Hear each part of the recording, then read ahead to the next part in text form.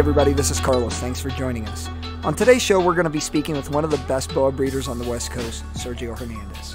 We're going to talk about how he got involved in the boa game and what his plans are for the upcoming season. We're also going to be talking about the Labyrinth Gene and discussing if it's the next hot gene in the hobby. Finally, we're going to be talking about the do's and don'ts of negotiating when you're looking to purchase a high-end boa. Boa Rack Radio is on the air now.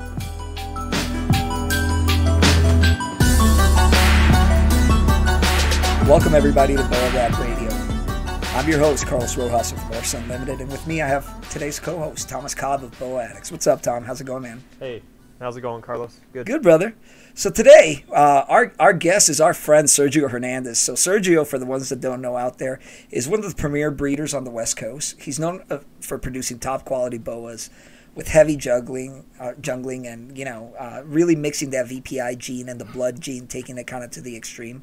Sergio is one that's really poised to produce some really fantastic animals in 2020 and 2021. So what's up, Sergio? How's life treating you, brother? Good, man. Everything's just enjoying over here and, hanging out with you guys. Yeah, man. So welcome to the show. I appreciate you taking the time out to kind of chat with us. So let's just jump right into it, brother. Wanted to see, learn a little bit about your background for the people that don't know you and essentially how you got involved with the whole boa game. So kind of take us to the beginning. How did your interest in reptiles and boas start? It was pretty much in my early teens. Me and my dad went to a pet shop one time just checking out animals, and I remember coming home with a pair of colubrids. It was albino corn snakes. Had those for a couple of years. I didn't try breeding them or anything, and they ended up breeding, got some eggs, produced some babies. I think I had like 11. Ended up selling them. I didn't breed them again. That was just a one time. And then after some time, I sold them. I ended up getting a California king snake. And after that, it kind of dropped off for a while. I had Burmese pythons. I got some albinos, some greens, a couple others. And then after a few years, I decided to sell them and just kind of concentrate on school and some other stuff. And shortly after, I think in about 2009, I went to an expo in Pomona. Oh, yeah. And I picked up a hypo jungle from Kyle. Mm-hmm. And then later that year, I picked up a reverse striped Guyana from Richard Ceniceros. Yeah, yeah. And those were the only two I had that year. Just enjoyed them, loved them. I started getting into the forums, and I started seeing VPI and all that other stuff. And I ended up connecting with Tony Greenet, and I took a trip up to his place in 2010, and I came back with 3 VPI animals. Funny how that happens, right? Yeah, I know. That's the start right there. The once you get the taste of Tony's collection, it's just game over. Yeah, that's how it was. I saw it and I was just amazed. And one thing that I used to trip out on was he'd go like, oh, show me this tub, and pop over to this rack. Nothing was labeled, and he just knew where everything was. And it would throw me off. Like, I don't know how he could remember it. And now I do the same thing. I have labels on some, not others, and I visually know where everything's at. But yeah, that's how it was. That's how I started. But yeah. I've also had a little bit of everything. I've had like tarantulas, scorpions. I've had caimans, like a hawk, and a couple other things. But my family's always been into animals. My dad was into pheasants, finches, cockatiels, all that. So it's kind of something I've loved all through childhood. Nice, man. So other than reptiles, man, what do you do for a living right now? What's kind of your non-reptile interest also? My day-to-day I'm a system designer for an AV company, and I just design all day, and then they install it, and then I'll go and commission the systems. So it's anywhere from corporate to schools, things like that. I also do production on the side, which is more so as a hobby, I guess you could say. Yeah. So I do concerts, corporate events, festivals, all that big stuff. And that keeps me busy. So within my job, my side production stuff, and then my snakes, keeps me pretty busy. That's pretty cool. So tell me a little bit about that kind of site production stuff, because I noticed when I was looking at your Facebook page, you had a lot of pictures from like setting up at concerts and stuff like that. How'd you get into that? Since high school, I started Oh, as a really? DJ. Yeah, I used to DJ. I did like the typical um, gigs here and there. I started doing house parties. I started buying more gear. I started progressing into house parties and then warehouse parties. I bought more gear and then I progressed into clubs and then just large venue events and then that's all I do now. Oh, that's awesome, man. And So he definitely looks like the standard like cholo style DJ. Definitely. Like without a doubt. But I wanted to bump in real quick and say it's really common that I find, especially when you're looking at kind of what we consider like the upper echelon, the higher level collectors and breeders, the right, ones with massive collections or larger collections, and like the forefront morphs, which are typically far more expensive, right, than just general keepers. I find that those types of keepers always have a form of side hustle, and that's why I think the progression in the boa game kind of moves from like, oh yeah, I got 1, 2, and then it's like, oh, I got 30, and then it's like, oh, now I need to build this thing in my or a facility in my warehouse because I don't have room in my house anymore. And Yep. it's like with that side hustle, it's always that mentality of like you never stop, right? You're always pushing and you're always like trying to innovate and you're always trying to like morph into the next best thing. And that's like when we do snakes, right? When we set a pairing up, we're trying to morph into that next best morph. And I see like people who are successful in the boa game, and not all of them, of course, but in general, a lot of us have that same mentality of like the side hustle, the grind, like Team No Sleep. I mean, Sergio's never sleeping either. He's messaging me stuff at 2 in the morning, random videos or something like that, and I'm just like, well, why is he awake? Well, I'm awake too, It's because that's the way we do it. yeah, no, man, you're dead on that. It's all about having that hustle. And as a matter of fact, our guest on the next podcast is actually a guy that's fairly new to the reptile industry, but the guy comes from a well-known pedigree within business and has built up, a $55 million company. So I think it's important that people understand that in order for you to be successful with reptiles or anything else, you got to have that hustle. You got to have that entrepreneur mentality kind of built into you. But yeah, man. So let me ask you a question, Sergio. Kind of moving back to the reptile side, when you were starting to get really serious within boas, who are some of your mentors, kind of within the boa community that you started really listening to and It learning was from? Tony Greenant. He's the one I started with my VPI stuff, and he's a really good guy. If anyone's ever talked to him, easy to get along with. Just gives you information. He'll BS with you for hours, and that's kind of how we started. And that's how I got into it. And he was my mentor for a while. Yeah, I and really Green Ant's really looked actually into him. how I met Sergio, at least in person, because I flew out, or I think I drove out that time to meet up with Tony, and because I knew him from online, and we were pretty good buddies. And then I'm like, hey, well, while I'm out there, I'm gonna go see what's up with Sergio, and that was like one of the first times that I went over and visited Sergio too. And this is back, he had been in the game, I think 4 years before me at least, Right. and knew Tony quite a bit before me. But he had already amassed this collection of like some of the most epic stuff that you could even imagine in like 2013. Like this stuff is unobtainable. All of the best Kyle Frost, striped jungle VPIs. He had all this sort of T-Snow stuff, like heavy VPI stuff, and yeah, I mean, Ant was kind of like one of the concrete individuals of the Cali crew that held everyone kind of together because he was never judgmental. He was always super chill. Like Sergio said, he always willingly offered information and help, and he was happy for you. There was none of that like infighting, dramatic stuff that we see these days. And I've been friends with Sergio. I mean, I met you when and Sergio in like 2013, I think, I 12 think it was. maybe. Yeah, I think it was Yeah, 13. because I bought Green Ant's collection in 13, November Mm. of 13, and drove it back here. So I had met Sergio that summer, I think. And Sergio's been one of those people who I've been fortunate enough to be actual friends with, like even beyond snake stuff. We just hit up each other like, hey, what are you doing, Hoto? Just talking shit. and has nothing to even do, or I say gimme, and he's like, oh, you got gimme-itis again, which is, you know, the disease of always wanting to be given something. So I'll message him and say, give me something, and he's like, oh man, gimme-itis is back. But yeah, you know, the history the Sergio has with Tony kind of plays into like my history in the beginning of the BOA game too, because without Tony, I mean, I would have met Sergio at some point, but I don't think I ever would have, you know, got the ability to go tour his facility and see his animals and like meet him as, you know, in person as a friend versus just a voice over the internet, you know.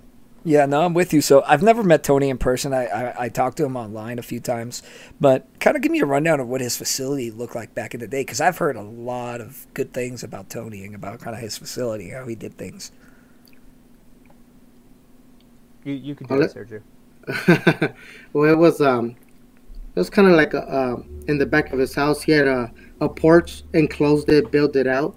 It was strictly just boas, and it was cool. You open the slide door, you go in, you got snakes left and right, all the way to the end of the other side, and yeah, that's what it was. I don't remember. Yeah. It was a pretty good sized room though, for sure. Yeah, I think. You know, I remember pretty distinctly because I ended up moving all the racks out and everything, you know, when I picked everything up.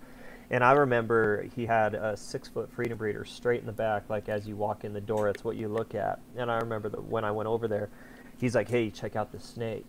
And he opens the tub, and it was my big monster Pastel Dream Key West from the 09 litter that Jeff Downey proved out. And, I mean, this snake was a monster girl, big old head. I mean, her head was bigger than my hand, you know, big, beefy snake. And that boa has actually been one of the groundwork boas for a lot of the animals in my collection now. And even Sergio has an offspring from her that he grabbed, you know, few years back. And she's kind of like a matriarch, a really, really proud animal for Tony. But, you know, going in there, you can just tell, like, this dude's a straight animal guy. Like, because he's done other things, like he's done dogs and he's done boas, and he's really into turtles now, which is kind of neat. And he, you know, just like Sergio, the way I describe him is he's like the absolute world's best sleeper collection that you couldn't even imagine. Like, oh yeah, dude. Oh yeah. You know, and Tony's the same mentality, and kind of like me, like when you get into something, you go hard. And, you know, the cool thing about Sergio, he's not like, I mean, he's flamboyant, not in the sense that he likes to show, he doesn't like to show it off, you know. He doesn't necessarily be like, oh yeah, look at all the cool stuff I have, I'm super cool. I mean, he's flamboyant in other ways, but, you know, we all have, like, I think that's why we're all kind of drawn together, because the same mentality, you know, they say birds of a feather flock together. And, you know, Tony, he's still around, which is nice, you know, we all keep in touch with him. And, I mean, it's I'd love to see him get back in boas, and it'll happen one day, you know, when he's ready. I'm sure he's waiting. He's got a couple things that he wants first. As soon as they're produced, I think we'll see a return of Green Ant for sure. Oh yeah. Yeah, man. I think he's got that itch for sure. Yeah. Oh yeah, he keeps asking. He's like, when's the pod boas coming? Or, you know, like show me some red rum stuff. Like, I want to see what you're doing, because, you know, that's like we talked on the first podcast, you know, he's the founder of that red rum lineage. Yeah, no, and definitely, man. When I grabbed the collection, you know, I made a promise. I'm like, dude, I'm gonna run with this. Like, I'm not gonna sell this out. I'm not gonna give it away. I'm gonna, like, build upon this. And so, you know, when I post a picture on Instagram of like a red rum animal, you'll see me put in the tagline #legacy, because, like, I'm a man of my word. And, you know, I was like, well, this was Tony's dream. This was his baby and his pet, and he trusted me to do it. So, well, shit, you know, I ran with it, and it's been, this will be my 5th year producing red rum lineage animals. And, you know, it's a pretty cool, you know, perspective to think back. And it's been a while, man. I've known Sergio like almost 8 years. That's crazy to me. That's crazy. You know? It seems like yesterday he was taking me to go get tacos, you know? Shit. There you go, man.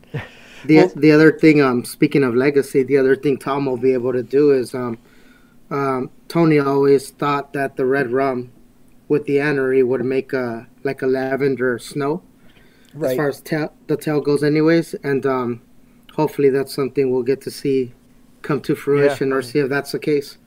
Yep, I'm trying. So in 2016, I produced the red rum head anery 50% VPIs, and I have that was the best of the litter. Like, legit pick of the litter ended up being a male, thankfully. So I raised him up, and I tried him last year, had no interest. This year he bred pretty hard. So I have a female gravid right now. Hopefully, and Sergio actually will have a half sibling to this. It's a motley triple het sharp VPI snow, and he has a sibling, or would be a half sibling of these babies, from one of her litters that she had in 16, I think. And if that's the case, you know, hopefully we might see red rum snows, red rum motley snows, you know, of course, if this animal hits. But I'm chasing that red rum snow for sure pretty hard. I got 2 litters on the ground that can do it for me, and, you know, we'll keep going. It was kind of a dream that Tony wanted. He was always into T-snow stuff, and so that's kind of one of the reasons. Like, I modeled my collection after, like, what made Tony really popular, and then I just happened to fall in love with all the morphs, fortunately, and now I, you know, try and carry the torch as much as I can. So Yeah, no, I'm with you on that, man. I've actually been really looking forward to hopefully seeing one of you guys make that happen. And the good news is I got some red rum stuff here cooking, so hopefully, you know, I won't be too far behind you guys once you guys produce those red rum snows. So Sergio, talk to me a little bit about like your collection right now, kind of your primary focus. Just tell us about essentially what you're working with. For the most part, it's all VPI stuff. I do have a couple color like Pastel Dream that I produced in 2014. I kept back 2 of the best females from that litter, and actually sold one of them, and she was meant to come back because a year later she made it back. And so now I have both of them, and I plan to implement VPI in those. But VPI is my baseline. It extends into Red Panther, Pink Panther, Pastel Dream, and Marin. And I also have a strong focus in Type 1 Anery. I have a lot of snow stuff, snow glows, combos with those as well. And last year I also took on the Carbone BEA.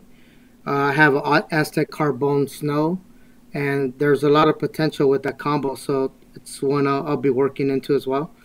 But I also work a lot with Aztec Jungle, Motley, Key West, Labyrinth, and I have 1 RLT. And that's pretty much it. But VPI is my main focus. I do have a couple of sharp stuff, some Paradigm. Right. Slowly getting out of those. And once those are gone, then it's just strictly VPI. Yeah, no, and one thing I'd want to say, you know, regarding his projects, you know, Sergio's projects, like, this is the creme de la creme stuff. Oh, like, absolutely.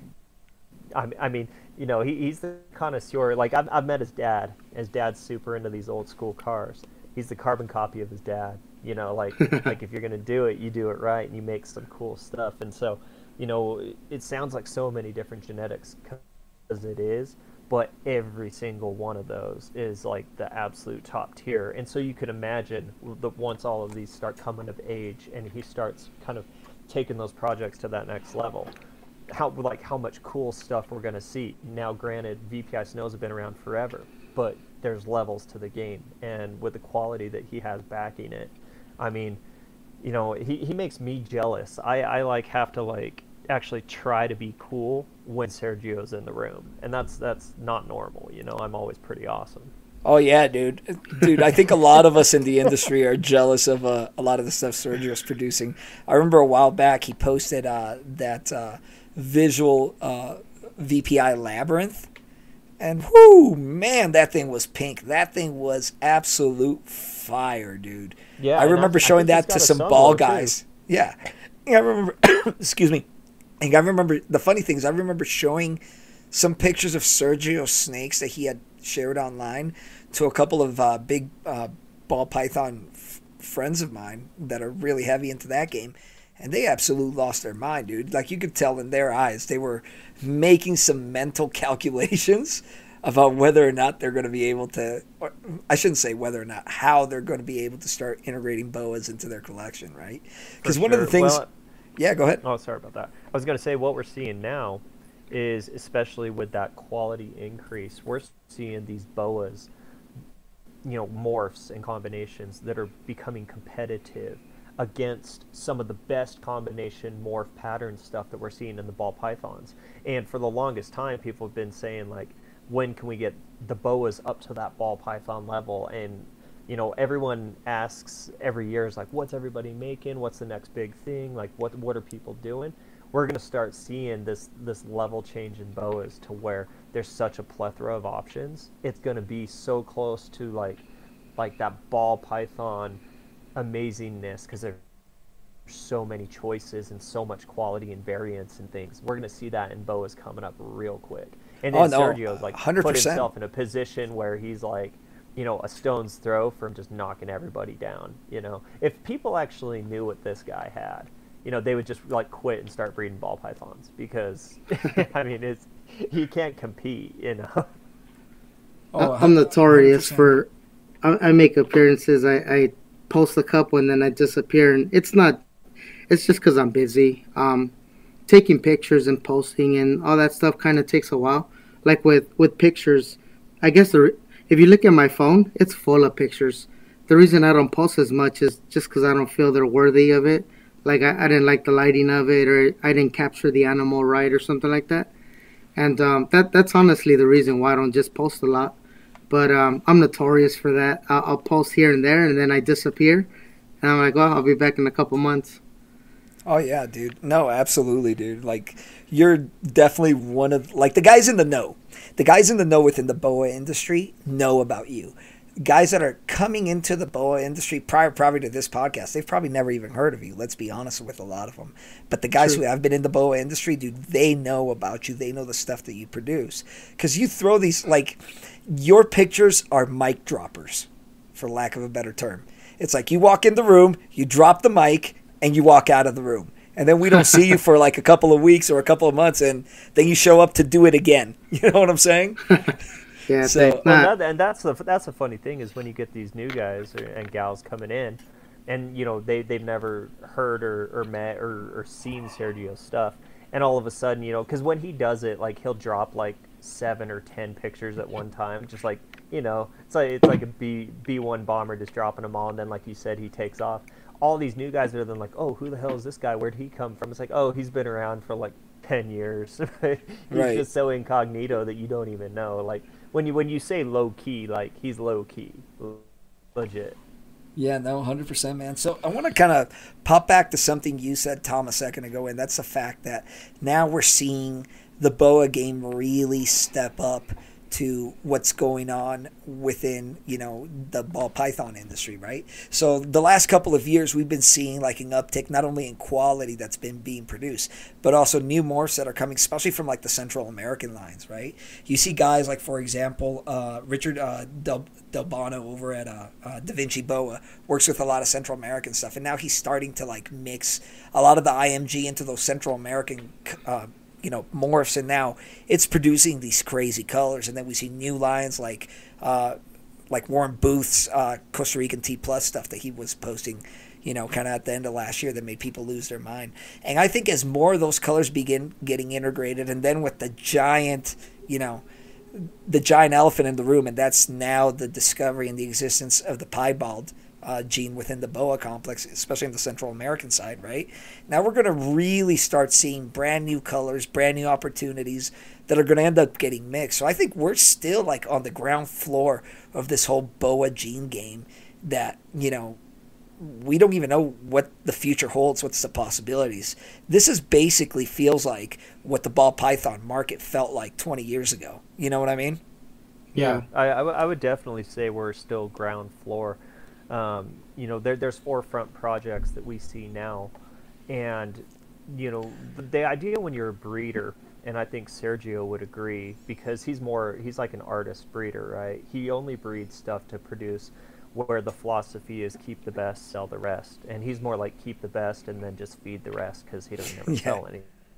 Yep. You know, he's kind of like me, right, Sergio? He just throws him a rats and he goes back to work, you know. But I think what we're seeing, keep it all, right? that's Sergio's hashtag keep it all.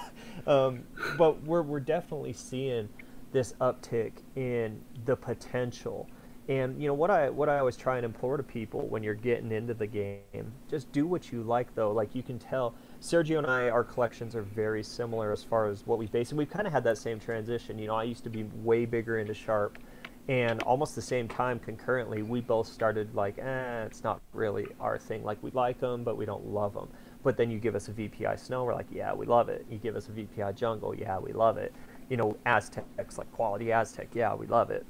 So we've both started kind of divesting similar projects, and the best part about so many availability of morphs and things like that is there's so many options that you can choose.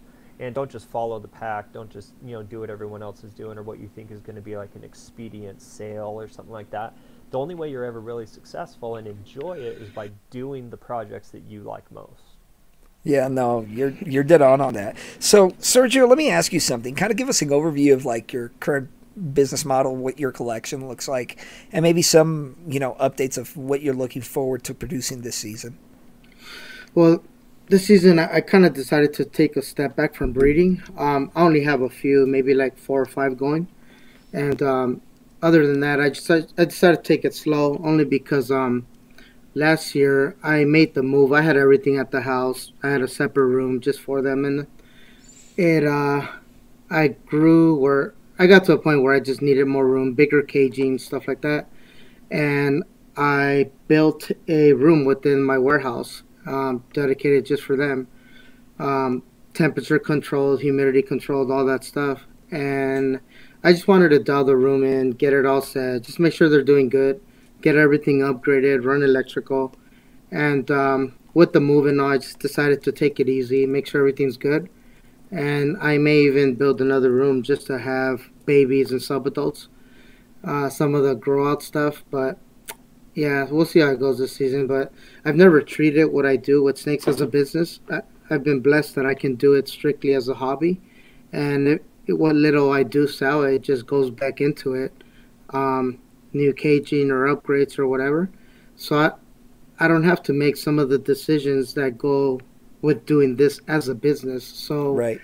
Sometimes people have to make sacrifices of selling their best because they need the money to continue. And I'm fortunate and happy that I've never had to make those decisions, because some of the stuff you make, it's just hard to part with. And I see stuff for sale and I'm like, man, how could they sell it? But at the same time, I understand it, and it just nature of the beast. Yeah, no, I mean, it's one of those things, dude, that we never know necessarily what's going on in somebody's life that's kind of forcing them to put a particular animal on sale, right?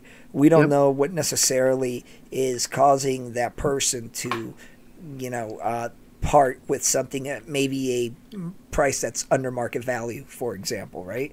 So I get it. Like, circumstances kind of rise and you have to deal with them as they end up coming. But you said that you got a couple of pairings going. Give us a little sneak peek in what's cooking in the lab, bro. I kind of started. I mean, I tried focusing on labby stuff, and I don't know if any of it's gonna take. I started kind of late, to be honest, but I'm hoping I produced a nice, colorful Aztec Molly VPI that I currently have with the Hypo Labby Head VPI, and hoping they do well or gives me offspring. I have a Jungle Labby that I have paired to that one Thomas I picked up from Thomas that he mentioned, the Pastel Dream Monster Tail Key West Fire. Woo! Wow. And then I have a Key West VPI head anery that I produced in 15 that I have with a Aztec double head VPI Snow. And I also have a Labby head VPI with a IMG VPI girl. And I think that's it. All right, awesome, man. And then we'll touch on the Labby in a little bit more. I feel like a grandpa all of a sudden, like I feel like because his Tiki too. I ended up actually selling him the dad to that, which his name was actually Tiki, like Tiki Barber. And I remember when he dropped that litter of the visual Tiki head aneries, and I tried to pry one from this guy's hands for like 2 years. And he is literally like quicksand. Once it's there, man, like, even today, I swear to God, I shit you not, I messaged him today. Here, I'm going to read it to you. Hold on, Sergio. Let me go back and find this. Like, this is what we do, okay? So, I hit him up, and I said, give me money. And he says, give me something. I was like, what you want? I don't know. I was like, well, fuck. He's like, makes it difficult, but not impossible. Damn right. That's like our conversations, right? That's funny. But yeah, it's nice to see him, raising these animals, because that Key West fire I produced in 2014, and this is the first year he's paired it. So that animal's going on almost 6 years old. Wow. And that's another testament to someone who is taking this very seriously, but also caring about the animals while they're doing it. It's not a money game, and that's one thing that really separates Sergio from a lot of them. Yeah. It's a matter of having the right males too, because I could breed 40 females if I wanted to, but if it's not a pairing I really want to see, then why do it? So unless I have the right male and they're all lined up, then I'll wait, even if it's another year. I mean, there's no rush. I don't want to just make animals to make them, because at the end of the day, I'm probably not going to try and sell them, so might as well keep what I want to, or make what I want to keep. Exactly. He's not going to sell any of them anyway, so he wants to be happy with what he sees. Yeah, man, I'm with you. So let me ask you a question real quick. With you now being involved in the hobby for around a decade, what are some of the things that you've learned, or lessons learned, that you wish you would have known when you first came into the hobby? I guess I was fortunate to that I sit down and think of what I wanted to do 4 or 5 years. The first couple ones that I got, it's just because I really liked them. At that point, I didn't really think of what I wanted to do, or, I just wanted them as pets, and that's what they were. But after that, just sitting down and thinking what I wanted to, I enjoyed the sharp stuff. I liked them. Maybe I probably wouldn't have got those, and I would have jumped straight into VPI. But everything else was a progression, the caging I started with, and then it moved on to racks, and you kind of get a flow for cleaning and this and that and what works best for you. But I don't know that I changed too much of it, to be honest. I think it was all, I'd probably do it all over again the same way. Yeah, that's cool, man. And that's a testament to the fact that you've pretty much enjoyed the process, right? Yeah. And that's awesome, because I think a lot of people tend to second guess a lot of their choices and maybe some of their decisions. Like, I'm not going to lie, man, I'm one of those dudes. Like, a lot of times I'll look back on some of the decisions that I've made within the hobby in the past. I'm like, oh, man, if I could have known what I know now back then, I think I would have done X amount of Y different. But what do you currently see as the future of the hobby? Kind of what do you think is going to be the next hot thing that's going to end up happening? What should people out there who are listening to this podcast now kind of keep their eyes out? As far as I can, yep. I mean, as far as I can see, the future's bright. It's pretty much up to people's imaginations. It can go whichever way people take it. Like you mentioned earlier, or we're barely beginning, kind of like the ground levels of it, just because of all the quality breedings that we're seeing. Just like the ball python, how it was a while back, where it kind of like it's getting to that point where it's gonna be good. You're seeing all this crazy stuff. I think that's where it's at now. The future, obviously, we want to see that pied, once it starts getting worked with and more quality breedings, I think it'll be a good one, and that's still 12 years from now. We'll still be doing good things with it. So, oh yeah, absolutely, man. I think 12 years from now, we're really only going to be beginning into exploring what that pied is, and maybe the first set of, double recessive visuals will be coming out at that point, because it's still such a small and limited project, right? But man, in my eyes, just imagining, for example, what an anery pied will look like, like the boa version of the panda pied, right? Yeah. Stuff like that, or the IMG pied. Whoo! Think about that for a second. You know what I mean? Imagine that was that contrast. It'd be amazing. That was a pairing that Lewis tried. He did put his visual pied to an IMG, because the clear thought is, a panda pied boa. And Right. I mean, it's like a legit Oreo cookie. I mean, how amazing would that be? But what I think is even cooler is not that necessarily the end game snake, but how it'll progress to that black over time, because it's going to start out looking very wild type with the white patching, and then Right.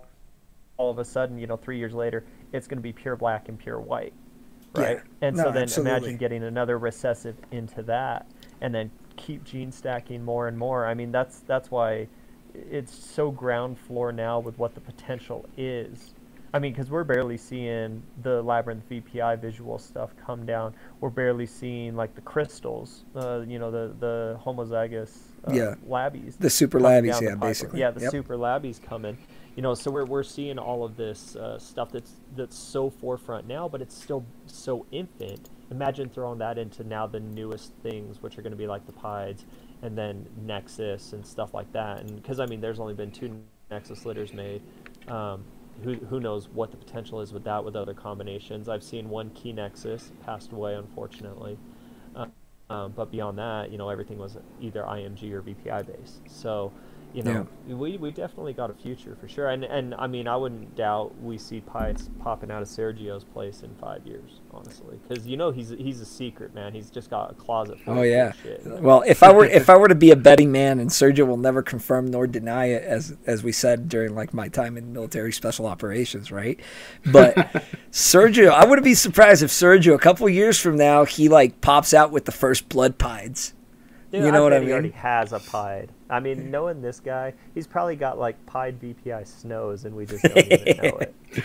That's funny. Hey, so I want to touch real quick on the blood stuff, because Sergio, I did notice that you had a lot of pictures of some blood boas being worked into the VPI stuff. So kind of give us your thoughts about what you think about the integration of blood with VPI, and maybe some of the routes that could potentially go from there.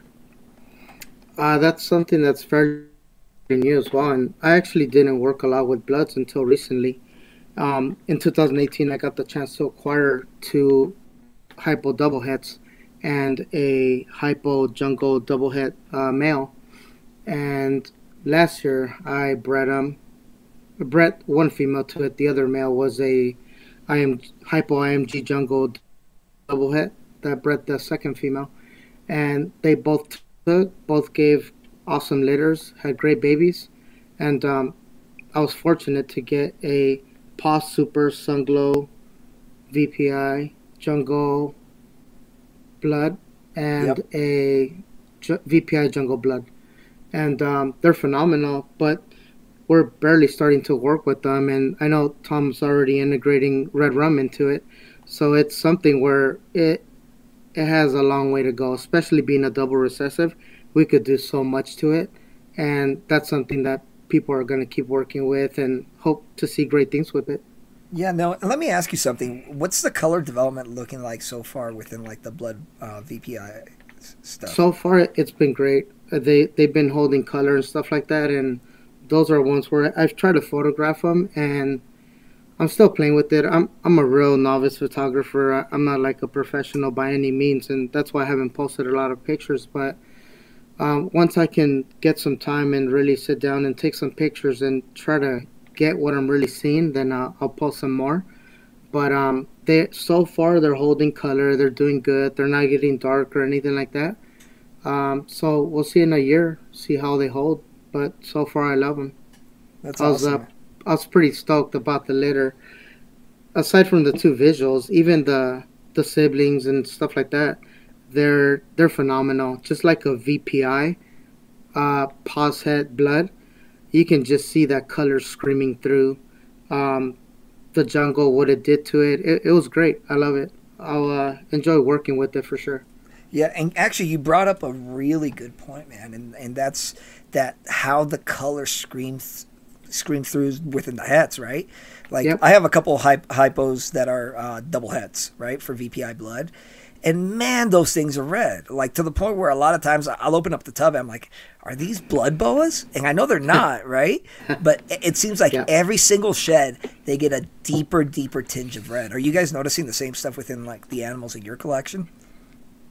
Yeah, they do. Definitely. Well, one thing I've picked up on mine. So Sergio, he did head to head right? Go chasing that visual. So a lot of his babies are technically considered 66% head. Right. So if it's like a blood, it's 66% VPI, or if it's a VPI, it's 66% blood. But then when I look at some of the animals he's photoed and pictures he sent to me, when I did my pairing, it was a red rum VPI jungle sunglow to a blood. I have 100% hets on my end, and I'm like, oh yeah, dude, that thing's going to be het blood for sure. Because one thing I noticed in het blood animals, a lot of them have solid eyes, Oh, that's a good point. Eyes. Yeah. Instead of having a two-tone. Now, don't get me wrong, like my litter, they're all 100% double heads, right? Some of them have two-tone eyes, but I would say it's at least a 50-50 split between the other ones having solid colored eyes. And you know, because they're hypo, they're like kind of like a reddish tan, kind of muddled, bloody color. They're not like dark or black like what you see in like het leopards sometimes. But I think that that's a good kind of telltale trait, that if you're not quite sure on if this is going to prove het blood or not, if it has solid eyes, in my opinion, the likelihood is far greater that it will prove.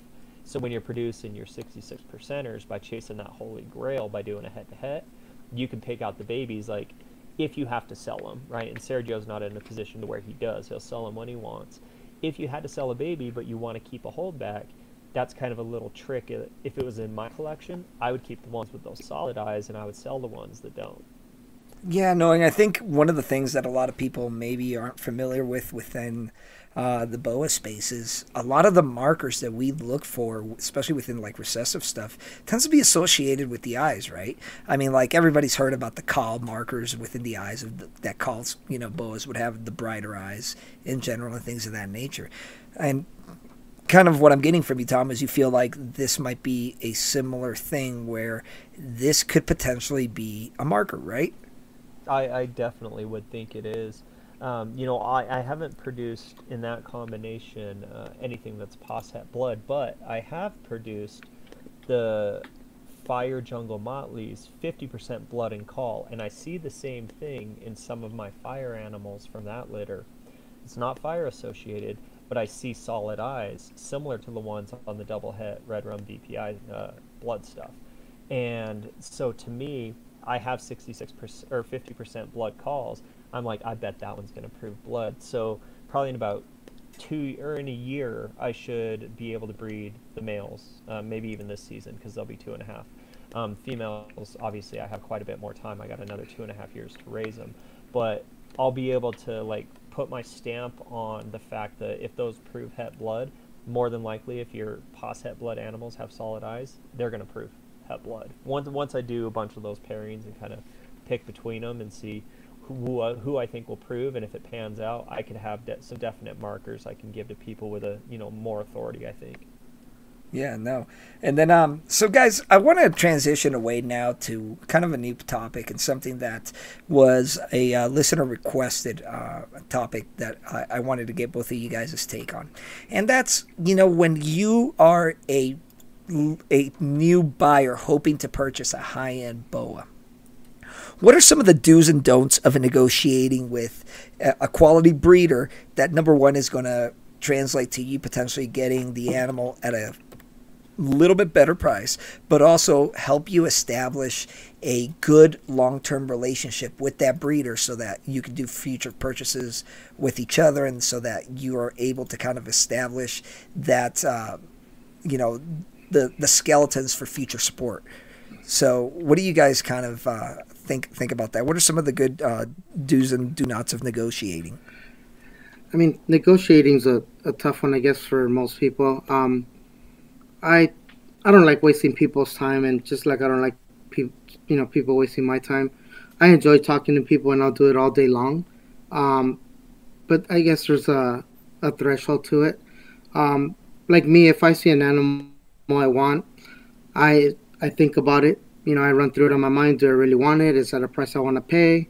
I kind of go with it, and then I just, once I'm committed, then I touch base with the seller. I ask, and if the price is right, then I say, all right, cool, done deal. I'm not one for many questions. Like, I know what I want. I know what I'm getting. I know what the animal's coming from. So I go through all that in my mind prior to contacting the seller. and then I just don't waste their time. If I want it, I want it. If not, then I just pass on it, and kind of like my mentality on it. But I don't know. So everybody's different, I guess. Well, I think doubling down with that, the idea is my recommendation initially on like a do is you need to research it before. So you need to have an idea of not only what you want, but what a market valuation is for this project. I have a ton of people always hit me up with like when I post a picture of a VPI snow glow jungle, and they're like, "Oh, well, how much is that animal? Can I get one?" And I was like, "Well, I do have one available. Here's the price." And then they ghost you. And see, the thing is you have these people, they'll DM you or PM you and say, "Hey, how much is this animal?" "Well, that one's not for sale, but I do have this one." "Oh, well, how much is that one?" "Oh," then you tell them the price. "Well, that seems so expensive." I'm like, but you should research the morph, the difficulty of production, the length that the morph has been available on the open market, the quantity that is currently available, et cetera, et cetera. I think a lot of people get excited, and it's almost offensive when someone comes to you and says, "Oh, your animals are too expensive," or they say, "Well, I can get it cheaper somewhere else." Well, if that's true, then go somewhere else, because if this is the price I'm telling you, that's the price I'm expecting. Yeah, Don't bite the hand that feeds you, in essence. No, You know? exactly. And I think that's one of the pet peeves that I think most quality breeders do have. Mind you, negotiating is okay from one perspective, but you have to be real smart about how you go and do it, right? Number one, you never want to lowball anybody that's within quality. If you are looking to lowball prices, I think that you're best off looking for a cheaper animal. Okay? When you start going out after quality and you want to pick up quality, you have to have the mindset, as you were saying, that you're going to have to pay for that, right? And I think the thing that I've always used in the past is I try to not only set up the purchase for a one-time purchase, I want to set up a good relationship with that breeder, okay? And maybe I end up paying a little bit more than I want to in the beginning, okay? But with full knowledge that the more business I do with somebody, the better prices I'm going to get. Is that fair? Yep. Yeah, of course, of I'd course. agree. I mean, I think you earn your reputation with a seller, right? Like, it's one of those things to where when you've proven to be an asset to the community, because I deter buyers all the time. I Right. have people hit me up, and I'm just like, I'm not going to sell you an animal because I just plain don't like you. Yeah. It's not going to happen, so stop asking. And, "Oh, well, I'll get it anyway." No, you won't, because I'll just keep the animal for the durations of its life so you don't get it. But I think that, the more you get from somebody and the better relationship you build with somebody, of course, you're going to be allotted better pricing than, say, you're just some guy off the block trying to get something. Right. And eventually down the line, you get better picks or kind of first in line or things like that. You just kind of build that relationship. Yeah, no, I think you guys are absolutely right. It's all about relationship building at the end of the day, right? So, Yeah. so harking back to the original question, when people are asking me what's the best way to be able to get the best boa for a really good price, I tell them, don't think about purchasing this boa. Think about what the boa you're going to purchase 2 or 3 years down the line from this person, especially if this person is consistently producing quality, right? And then at the beginning, you could come to a little bit of an understanding and maybe a slight negotiation, but I always favor to have the price closer to the buyer's asking price than necessarily to the price that I have set in my head, right? Because I want to be able to establish that relationship. And something that Tom hit during the first podcast that was super important is the fact that when you go out and you pay rock bottom prices for animals, you're going to get rock bottom support after the animal arrives, right? So if something were to go wrong with that animal, the seller is, not likely to be able to, be that support mechanism. If that animal isn't eating, good luck if you get that seller to really be there for you and try to help you out. But when you go out and you spend money with the right sellers, you end up establishing that relationship that's kind of for the long term. But more importantly, you end up establishing that support structure, right, Tom? Absolutely. Well, and I think even going a little bit further with that is when you start working with the people that are considered heavier in the industry, right, and the more well-known sellers, us well-known sellers converse with one another. And there are people who are notorious tire kickers, and we Oh, all yeah. know it. So we're not going to spend the time babysitting you and getting you pictures and doing that. And then we have the people where it's like, if they hit you up for an animal like Sergio, like if he hits you up and he wants it and the price is right, it's a done deal, you know. And so you don't want to come into the game as a newcomer and pissing off all these people by, in essence, wasting their time because you you didn't educate yourself on the valuations, you were offensive in your offers, you are short and expecting to be treated like a king when you haven't earned the place yet. You know what I mean? Like, you got to be a thoughtful buyer as much as you are as a thoughtful seller. And if you piss off one seller, we're all going to talk about why you pissed off that one seller, and then we're going to not want to sell to you for the strict fact that we just don't want to deal with you. You know? Right. Like, if Sergio were to write someone off and then they came to me, I would hit up Sergio and be like, "What's wrong with this guy?" And then Sergio would be like, "Oh yeah, it just didn't work out. You know, tried to get him pictures for or whatever reason." I'd be like, "Oh well, I don't want to do the same thing. I don't got time to send 100 pictures to people." You know. Well, I'll be honest, man.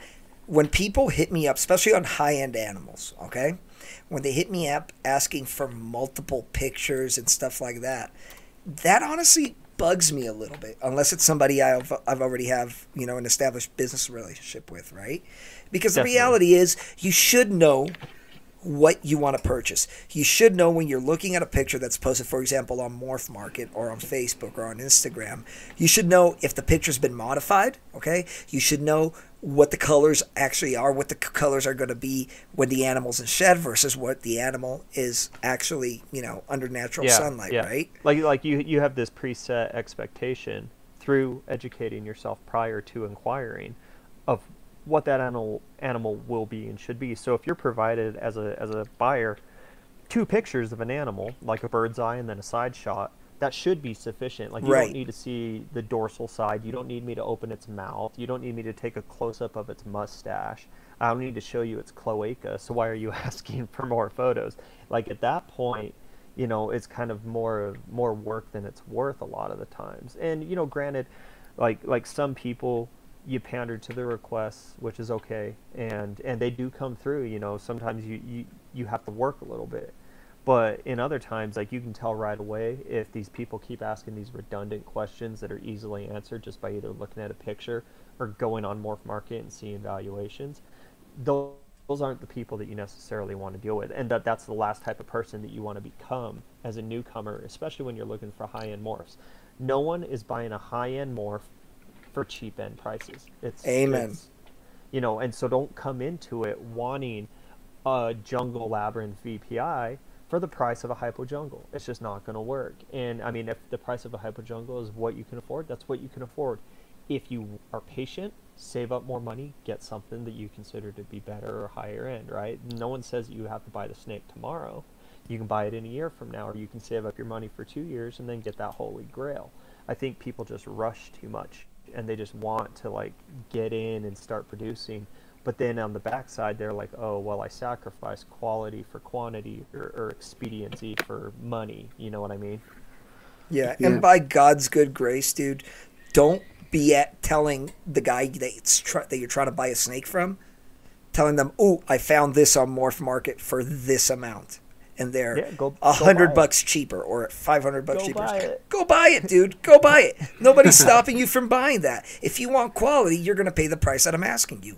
Yeah, I don't know how many people hit me up for fire stuff and say, "Oh, well, I can go on Reptile Ring." I'm like, "Good, go on Reptile Ring. I don't care where you can go. If you want my lineage and the animals that I produce here, and you want the service that backs up behind that, and you want the quality, then I'll hook you up. But if you know you want to go compare some auction price animal to the animal that I'm producing, we're just in the different room, you know."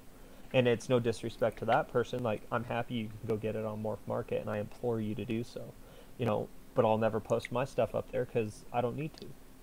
Yeah, and I think, and I'll be honest, I have stuff on Morph Market because there is a certain market for example, animals that might not necessarily be at the very top end.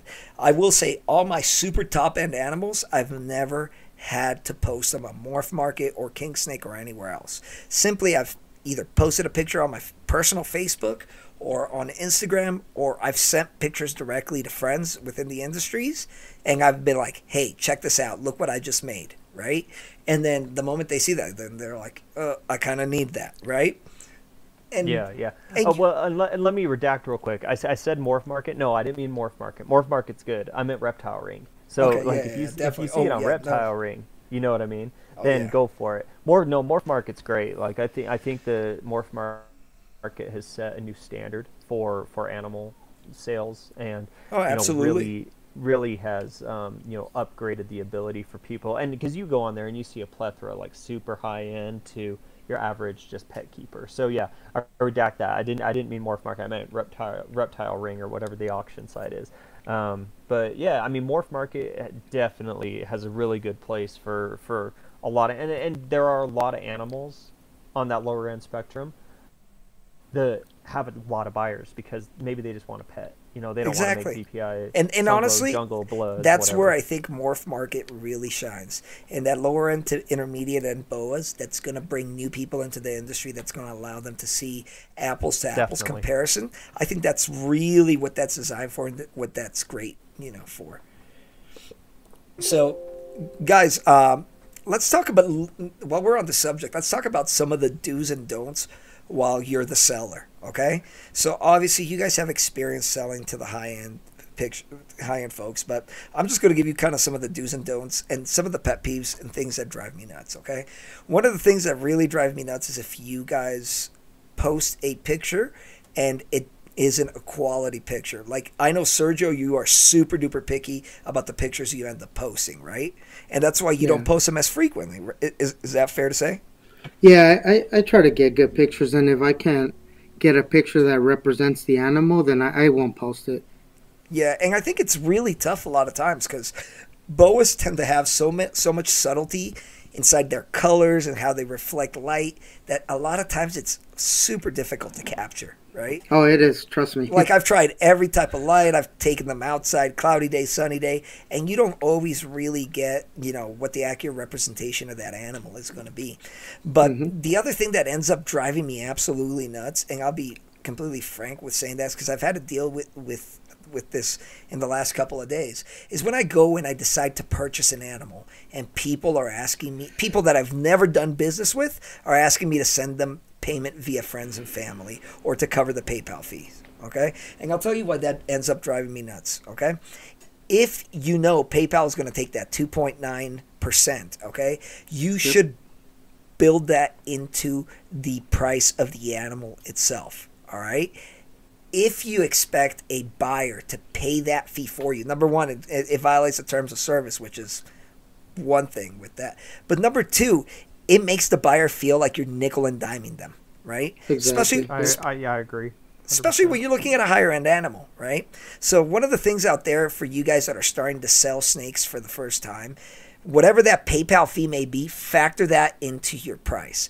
Don't ever ask them to send you that, because the reality is if they send it to you friends and family and they don't know you, number one, the buyer loses all protection possible. Number two, you end up leaving a bad taste in the mouth of the buyer. Okay, so these are things that you really need to consider whenever possible when you're making these sales. All right. The other things that really, I try to get sellers to understand is that customer service is king. Okay. So really be out there and try to establish a relationship with your customer base to be able to move you forward. Now, that being said, in the future, once you establish that relationship, if you want to be able to send them friends and family, do it. And I'll be honest, with a lot of guys that I work with and guys that I have established relationships and I have friendships with, I'll always cover that friends and family. I'll send stuff to them. I'll eat those PayPal fees at that point. I don't care paying for those fees when it's my friends, right? But if you don't know somebody from, a stranger off the street, don't have that expectation. Sergio, anything seller-wise that kind of drives you nuts in the past that you've noticed? Well, just like you said, I mean, I've had some sellers where I reach out and we're making a deal or whatnot, and during that time frame, like constantly bug you, stuff like that, and you're like, once you make the deal, it's like crickets. Right. Disappear and Oh stuff. And yeah, dude. yeah, Yeah, I those agree are the with worst. that 100. That's super bad. Like once it almost makes you feel like once they get your money, that's all you were. You know, Yeah, you're it's like, just a man, we sack just of cash broke for up. them.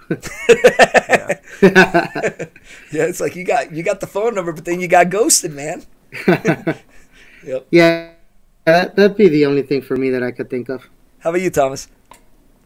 I mean, I agree with that. You know, I'm to this point to where I don't really buy anything, fortunately. You know, but through the years, I would think that like I agree with the friends and family stuff. You know, I have some guys that'll kick it to me or try to kick it to me, friends and family. PayPal actually banned me from that, so I don't have that ability anymore. But even just as like friends buying stuff, they'll cover the fee if they can't send it like through Zelle or something. But yeah, I'd say that whole ghosting thing, you know, like don't make me and don't make people feel like they're just sacks of cash, because once they get that impression, they're not going to come back, because I see it time and again to where you'll spend an inordinate amount of money with somebody, and then the second like they have it, they don't want to talk to you anymore. You know, like there's not that after purchase support, and that's why I say be careful with who you do deals with when you buy a bow or you're buying the breeder. If the breeder has proven time and again that that's how they act, man, I wouldn't want to do business with them, like straight up. Yeah, it You know, just it's just puts a bad taste in your mouth, for for sure. sure. 100%, man. So, guys, let's transition over to talking about the Labby gene and kind of, some of the potential that's going to be associated with Labyrinth. I think all of us are working with Labyrinth in one way or another. So, Thomas, maybe if you want to give us a little bit, since you were one of the super early investors in Labyrinth, if you want to give us a little bit of background about the Labyrinth gene and kind of how you became aware of it, and maybe some project highlights. So yeah, I got a pair of 2013's Posset Sharp. Is from Carlos's first litter. Carlos was the Labyrinth that got imported.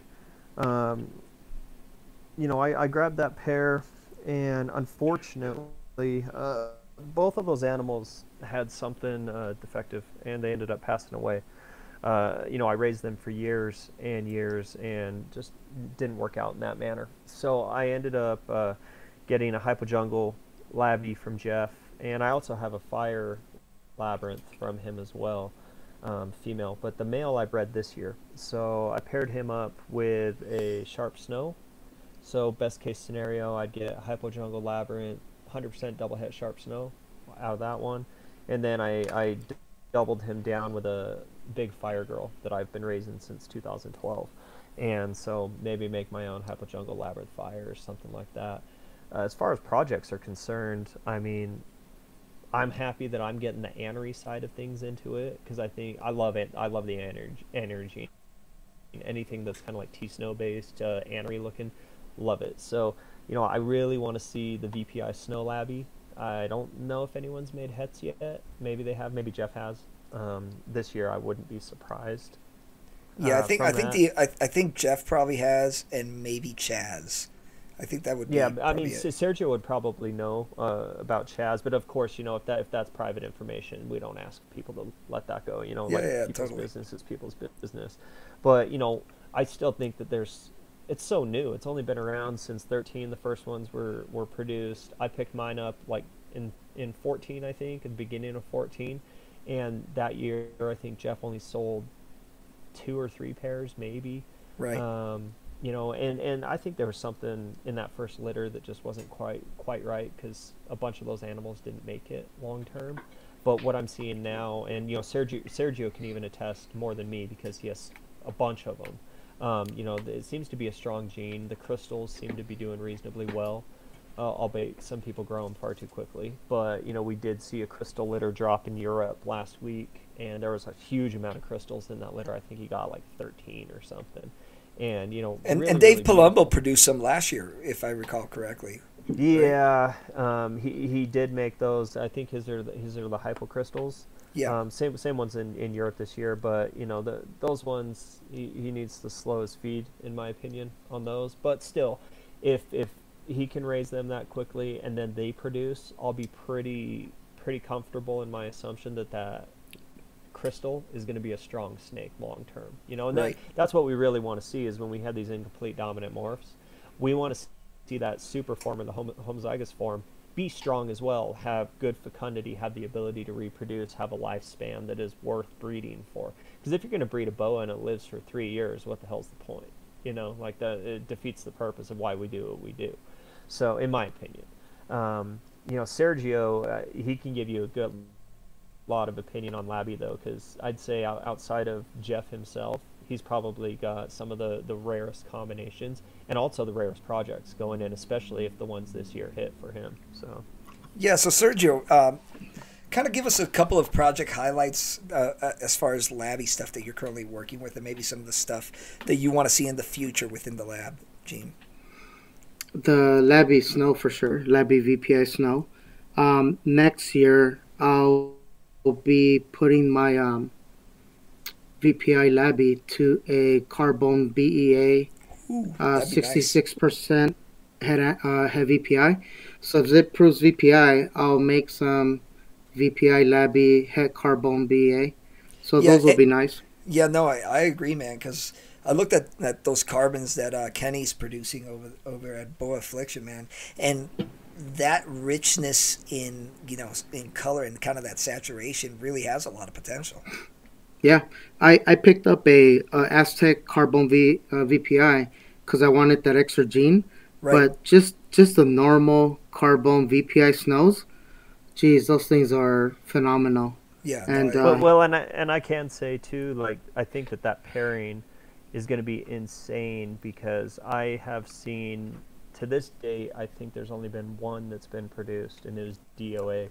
But the Aztec Labyrinth is absolutely phenomenal. Mind-blowing cool. And so now imagine that Sergio's proves het BPI, then Oof. Plus it's 100% het carbon. I mean, that's why I'm saying is like so infinite. In this Morph game, there's so much that we can do, you know? Yeah. So let me ask you guys, I guess the biggest question that's on the table right now. Do you guys feel like the Labyrinth is going to be the gene of the foreseeable future? Is this something that we're going to start seeing more and more people delve into? I think you will. It's a real strong gene from what I've noticed. I have about, I think, 7 animals, and I should know exactly how many I have, but I think it's about 7. That's when you know it's bad, Sergio. I know. But next season, I have a 15 Labby het for nothing that I'll be breeding my Labby jungle so I can get crystals. And but out of all of them, they're all doing great. They're solid. I like them. And I think they'll do well. And the color, for instance, Chase Baker made those fire Labbies. Right. Insane litter that he had. All of them were nice. I got 2 of them from him. One's that Labby Jungle, and the other is the Labby Fire Female. And the colors from that whole litter were just insane. They're nice. So I think it's definitely something that'll be worked into many collections coming forward. Awesome, man. All right, guys. So now we're going to go ahead and take a break. And when we come back after the break, we are going to hit the Dirty Dozen. The Dirty Dozen.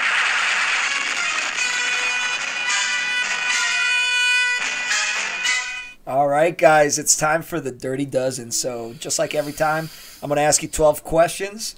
You give me your rapid-fire answers. And here we go, man. Number 1, Sergio, what's the size of your current collection? Collection's currently floating around mid-200s. Woo! All right. Yeah, I don't have an exact count, but it's somewhere around there. It's probably actually like 350. He just doesn't count. Doesn't even yeah, know. No, I'm so far off. That's funny. All right. Question number 2. We're focused on husbandry on this one. Are you a frozen thawed or live guy? And what's your bedding choice? I've done live for the longest time. Well, actually, till recently. It just, for the size collection I have, I couldn't keep up with the amount that I need to produce. Getting them to a large size, it wasn't time worthy for me. So I recently just made the change to frozen thawed about 6 months ago. And I still keep a couple live, just, for a couple here and there. Right. But it's a frozen thawed now. I'll probably keep that for a while. And I've kept my cage in case I need to revert back to it. And I love Katie Aspen. That's what I pick it up by the pallet. and that's only during normal season. During breeding season, though, I switched to corrugated paper, Right. just because I want to try and avoid any infected hemipines and stuff like that. So I Man, just stick to paper for breeding, yeah, I'm with you, man. I'm with you on that one, dude. Number and it's three. easy to clean. Yeah. Yeah, number three. What's your favorite morph or locality? I'd have to say it's Key West or Labyrinth. It's between the two. Okay, nice, man. All right, number four. What's the most overrated morph? Uh, I don't know. For me, I guess I can't really say there is one, just because we all have different likes. So what's some? I mean, for all I know, people could say VPI is overrated, and that's just because it's their preference. So for me personally, I don't know. I guess I don't see one as overrated. All right, cool. Number five. What's the most underrated morph? Undoubtedly, the fire gene. Uh, there's a lot of potential Agreed. and like great stuff you could do with it. And for us that are out of the box thinkers, it's great because we plug it into like Aztec, Jungle, Motley's, and it opens up the pattern and it does some great things to it. So it's funny when I hear people say like, "Oh, it's a dead end project. You know, you're just gonna get a white snake." Right. And cool, let them think that because when we start making all this stuff, then people want to jump in on it, and at that point, we're already years ahead of it. Um, so I would say the fire for sure. All right, awesome, man. We're halfway through. Number six. Your favorite part of the hobby? The opportunity to create and build relationships for sure. Just enjoying people, the same interests, you get to bond with them. And for me personally, like I keep my group pretty small. That way I can invest more time with talking to people and kind of getting those relationships. But you meet some great people along the way and just share the same passion. Awesome. Number seven. What's the worst part of the hobby? Well, just with any hobby, yeah, not just boas or snakes in particular, but I would say it's like the know-it-alls and just the scammers. Yeah. Obviously, with a good portion of what we do, if not 95% of it, everything being online and we deal with strangers, there's a lot of trust that goes in it. So just do research and everything will work out. Nice, man. Number eight. Do you keep any other species? And if you do, why? I don't. Just with what I have, it's a fair sized collection to manage, and I know the way I am. So, like you mentioned earlier, you got Del Bono making all this other stuff, which are great. But knowing me, if I got into that, it would just expand so much that it'd be hard to manage. Just let alone like getting or expanding into the carbone. Yeah. It's not just one animal because now I got babies that I'm gonna produce, holdbacks, stuff like that. So just that one alone, you're looking at maybe an additional 20 animals or whatnot. Right. No, man. That's a good point, dude. Number nine. What's a common misconception about you? I don't know that there are any, just because I pretty much remain in the shadows and I only make appearances here and there, so I'm pretty much a lurker. I'm online and kind of see what's going on. I just kind of stay hidden. Joe Biden. I show up, kiss people on the head, and then I'm gone. That's what I'm saying, right? You smell their hair. Smell their hair. Then you Nuzzle just their sneak ear back with into their the with bushes. your nose. Yeah, so to be honest, most people don't. They either don't know who I am or don't know much about me. So it's I'm one of those people that I don't.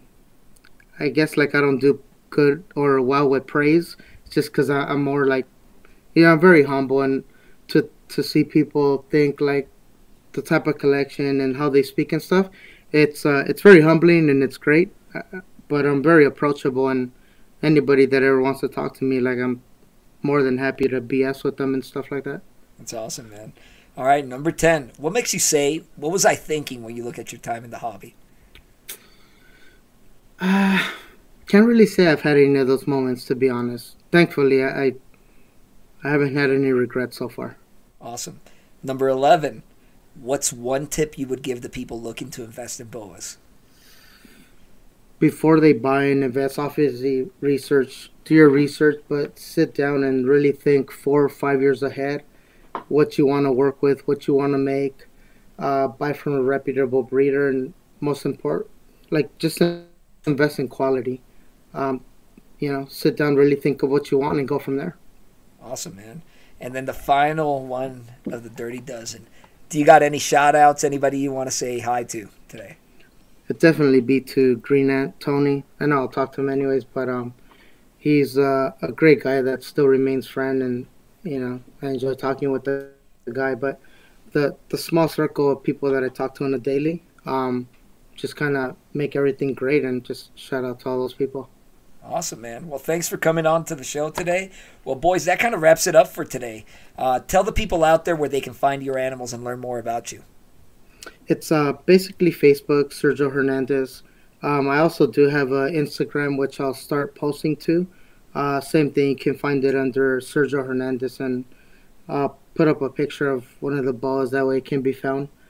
But I also created an account on Morph Market. I haven't put up anything, but it'll also be under Sergio Hernandez. Awesome. Tom? Yeah, you can find me on Facebook at Boa Addicts, and likewise on Instagram at Boa Addicts. Like Sergio, we're the kind of the kings of Keep It All. I created a Morph Market, but I haven't posted anything to it. So it's like I emulated my life and my collection around the way Sergio does it. It's like when I see him, I see a mirror. It's so creepy, except the whole creepy Joe Biden reference. I don't see that. All right, man. Well, over here, guys, you can find me at Morphs_Unleashed on Instagram, or you can find me on Morph Market. Guys, thank you so much for everybody listening out there today. We appreciate you guys. And we are out. Man, that was an awesome episode. Thanks to Sergio Hernandez and my co-host Tom Cobb for joining us today. Join us for our next episode as we speak with Eric Griffin of Prison Pythons and Eric Reed of Precision Brewing as we chat about how to turn your passion for reptiles into a business. We appreciate you guys tuning in. Do us a favor. If you enjoyed the show, please subscribe and leave us a 5-star rating and a review on iTunes, Spotify, Google Play, and YouTube. Until next time, grow 'em slow.